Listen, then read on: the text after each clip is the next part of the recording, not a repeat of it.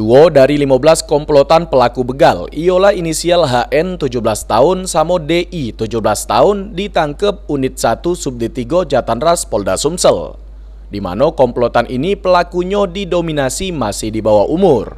Sebelumnya, petugas sudah menangkap 6 pelaku yang sudah menjalani vonis yang ngaku sudah lebih dari 2 kali beraksi di wilayah Palembang. 6 tersangka tersebut berinisial JI 17 tahun warga Sukarami, DM 16 tahun, sama MR 18 tahun warga Alang-Alang Lebar, MR 17 tahun warga Ilibarat 1, YA 15 tahun warga Sukarela, AM 18 tahun warga Talang Keramat.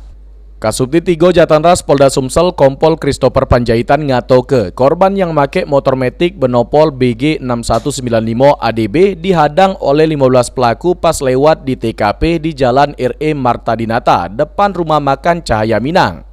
Para pelaku ngancem korban dengan pedang yang ditempel ke leher korban supaya ngenjuk ke motornya ke para komplotan ini.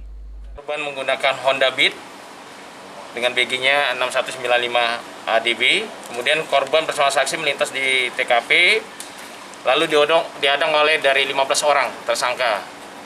Dan saat ini Jatanras, khususnya unit 1, telah mengamankan 2 orang. Ini modusnya seperti apa, Bang?